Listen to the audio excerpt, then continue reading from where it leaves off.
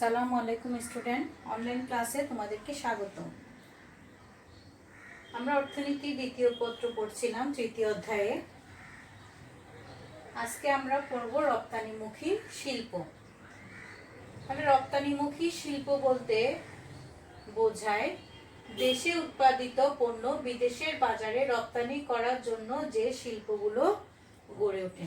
তাহলে যে শিল্পগুলো বাংলাদেশ উৎপাদনের প্রধান উদ্দেশ্যই থাকে বিদেশে রপ্তানি করার জন্য, সেগুলোকে বলা হচ্ছে রপ্তানিমুখী শিল্প। যেমন হচ্ছে বাংলাদেশে উল্লেখযোগ্য রপ্তানিমুখী শিল্পগুলো পাট, চা, বস্ত্র, চামড়া এবং তৈরি পোশাক। আরো অনেকগুলো আছে, তবে এগুলো হচ্ছে প্রধান। রপ্তানিমুখী শিল্পগুলোর গুরুত্বগুলো কি আমরা জানতে চেষ্টা করি। রপ্তানিমুখী শিল্পগুলো বাংলাদেশে কিভাবে অবদান রাখে। 1 নম্বর হচ্ছে উৎপাদনে বিশেষায়ন হয়। উৎপাদনে বিশেষায়ন বলতে বুঝি সাধারণত পৃথিবীর কোনো দেশই স্বয়ংসম্পূর্ণ নয়। আন্তর্জাতিক বাণিজ্য সংগঠিত হয় এক দেশ যে পণ্যটা বেশি উৎপাদন করে সেই উদ্বৃত্ত পণ্যটি অন্য দেশে রপ্তানি করে ওই দেশের জন্য সেটা সহায়ক হয়। তাহলে যে দেশ যে দ্রব্য উৎপাদনে পারদর্শী সে সেই দ্রব্য উৎপাদন করবে, এটাকে বলা হচ্ছে উৎপাদনে বিশেষায়ন। যেমন বাংলাদেশ যদি পাট উৎপাদনে বেশি পারদর্শী, বাংলাদেশ পাট উৎপাদন করবে এবং তার উদ্বৃত্ত পণ্য রপ্তানি করবে যাতে অন্য দেশ উপকৃত হয় এবং অন্য দেশ আমদানি করবে। 2 নম্বর হচ্ছে দেশজ কাঁচামালের সদ্ব্যবহার। তাহলে পাট উৎপাদনে পাট শিল্পটা এগিয়ে নিতে যে কাঁচামালগুলো দরকার সেগুলো দেশজ কাঁচামালগুলোর সদ্ব্যবহার হয় রপ্তানিমুখী শিল্পের মাধ্যমে। তারপর হচ্ছে কৃষি আধুনিকায়ন। যেহেতু রপ্তানিমুখী শিল্পের যে প্রোডাক্টগুলো থাকে সেগুলো আন্তর্জাতিক মানের হতে হয় এবং কোয়ালিটি ভালো হতে হয়, সেহেতু কৃষিতেও একটা আধুনিকায়নের ছোঁয়া লাগে। তারপর হচ্ছে মূলধনী দ্রব্যের আমদানি। তাহলে বাংলাদেশ যে পণ্যগুলো রপ্তানি করে সেগুলো হচ্ছে বেশিরভাগ কৃষিজ পণ্য এবং তার বিনিময়ে সে অন্য দেশ থেকে শিল্পের জন্য মূলধনী দ্রব্য আমদানি করে। রপ্তানিমুখী শিল্পের গুরুত্ব হচ্ছে এটি মূলধনী দ্রব্য আমদানিতে ভূমিকা রাখে। তারপর হচ্ছে বৈদেশিক ঋণ পরিশোধ। তাহলে আমরা যদি অন্য দেশের সাথে লেনদেন করি বা আমাদের ঋণ থাকে, সেগুলো আমরা বাংলাদেশি টাকায় পরিশোধ করতে পারবো না। সেগুলো যে দেশে যে মুদ্রা প্রচলিত ওই মুদ্রায় পরিশোধ করতে হবে। সেহেতু আন্তর্জাতিক রপ্তানিমুখী শিল্পগুলো বৈদেশিক ঋণ পরিশোধের ভূমিকা রাখে, কারণ বৈদেশিক রপ্তানিমুখী শিল্পের মাধ্যমে বৈদেশিক মুদ্রা অর্জিত হয় এবং এই মুদ্রাগুলো আমাদের রিজার্ভে থাকে এবং পরবর্তীতে ঋণ পরিশোধে এগুলো ব্যবহৃত হয়। তারপর হচ্ছে উন্নয়নের জন্য অর্থ সংস্থান। তাহলে উন্নয়ন করতে হলে যে কোনো দেশে উন্নয়ন, যেমন ব্রিজ, রাস্তাঘাট, কালভার্ট বা বিভিন্ন উন্নয়ন প্রকল্পের জন্য যে অর্থ সংস্থান লাগে এগুলো বাংলাদেশি টাকায় অনেক সময় সংকলন হয় না। সেক্ষেত্রে যদি বিদেশি কোনো সংস্থার সহায়তা নেওয়া হয় তাদেরকে বিভিন্ন পেমেন্ট করার জন্য যে অর্থগুলো লাগে এগুলো হচ্ছে বৈদেশিক মুদ্রায় পরিশোধ করতে হয়।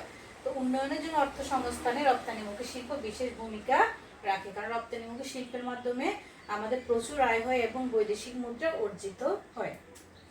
তারপর হচ্ছে শিল্প প্রযুক্তি উন্নয়ন।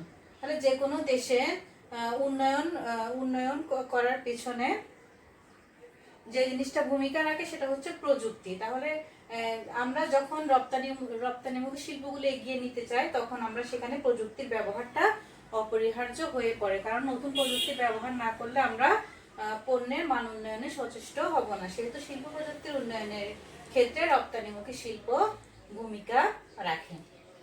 তারপর হচ্ছে দক্ষতা ও কর্মসংস্থান বৃদ্ধি। তাহলে এই যে ধরো পাট, চা, চামড়া, তৈরি পোশাকে যে শ্রমিকগুলো ব্যবহৃত বা যারা শ্রমিকগুলো কাজ করে পরবর্তীতে ওরা দক্ষতা বৃদ্ধি পায় এবং এই দক্ষতা বৃদ্ধির ফলে পণ্যের কোয়ালিটিও বৃদ্ধি করতে পারে এবং এই সকল শিল্পে প্রচুর লোকের কর্মসংস্থান হয়। বিশেষ করে তৈরি পোশাক ক্ষেত্রে নারী কর্মসংস্থানের হার অত্যন্ত বেশি। তাহলে এগুলোই হচ্ছে আমাদের রপ্তানিমুখী শিল্প। আমরা রপ্তানিমুখী শিল্পের মধ্যে আজকে পাট শিল্প নিয়ে আলোচনা করব।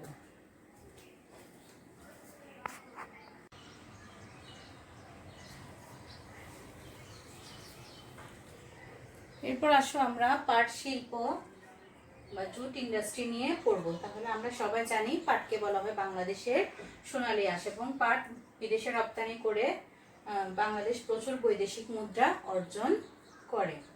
তাহলে পাট শিল্পের গুরুত্বগুলো তাহলে আমরা বুঝতে পারছি। 1 নম্বর হচ্ছে কর্মসংস্থান।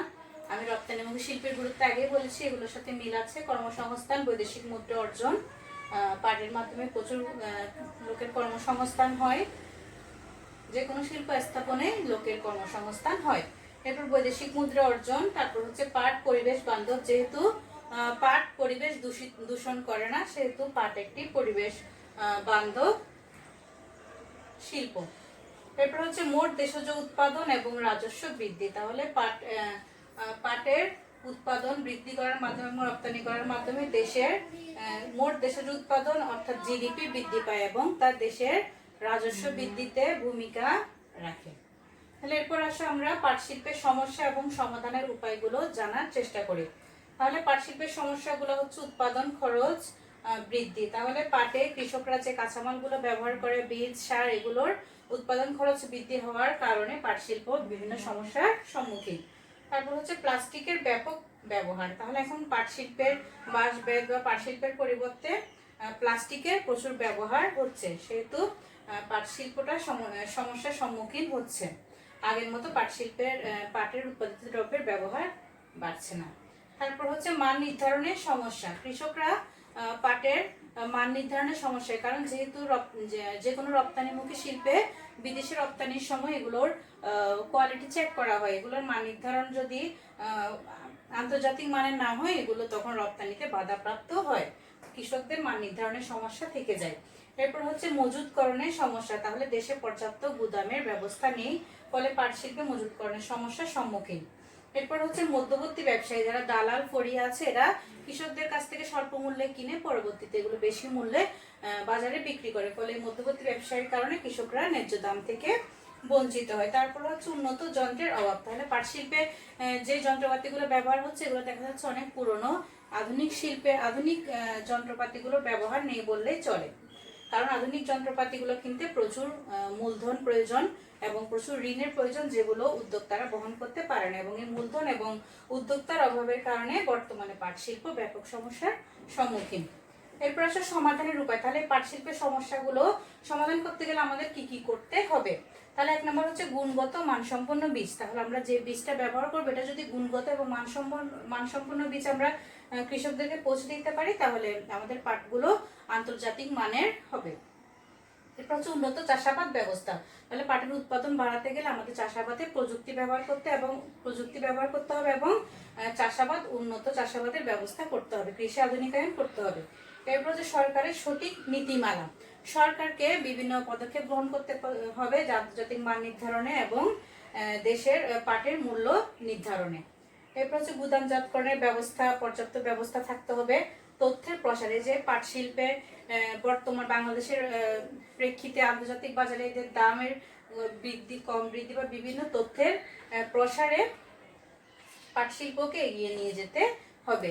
এরপর হচ্ছে শ্রমিকের দক্ষতা বৃদ্ধি। তাহলে যারা পাট শিল্পে কাজ করে বা বিভিন্ন জুট মিলে কাজ করে, যে দক্ষতা বৃদ্ধি করতে হবে, যাতে তারা আন্তর্জাতিক গুণগত মানসম্পন্ন পণ্যগুলো উৎপাদনে সচেষ্ট হয়।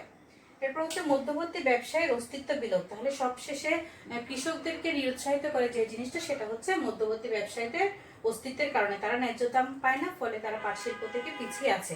এই কারণে বাংলাদেশের মধ্যবর্তী ব্যবসায়ীদের অস্তিত্ব বিলোপ করতে সবাইকে সচেষ্ট হতে হবে। এগুলো হচ্ছে আমাদের পাট শিল্পের সমস্যা এবং সমাধানের উপায়। তোমাদের যে কোনো উদ্দীপক থেকে আমাদের সমস্যা এবং সমাধানের উপায়গুলো প্রয়োগ এবং উচ্চতর দক্ষতায় দিতে পারে, অর্থাৎ সমস্যাগুলো দিতে পারে প্রয়োগে, কি কি সমস্যা, উদ্দীপকে কি কি সমস্যার কথা বলা হচ্ছে, এবং উচ্চতর দক্ষতায় দিতে পারে এই সমাধানের উপায়গুলো আমরা কিভাবে করতে পারি। গুরুত্বগুলো আসতে পারে অনুধাবনমূলক প্রশ্নে, যেমন বলতে পারে পাট একটি পরিবেশ বান্ধব শিল্প, বুঝিয়ে লেখো, বা পাট কিভাবে মোট রাজস্ব উৎপাদনে ভূমিকা রাখে, বুঝিয়ে লেখো। তাহলে তোমরা প্রতিটি পয়েন্টের বই থেকে সঠিক আরো ভালোভাবে ব্যাখ্যাগুলো শিখবে। আর কোনো কিছু বুঝতে সমস্যা হলে কমেন্টে জানাবে। সবাইকে ধন্যবাদ, আজ এই পর্যন্ত।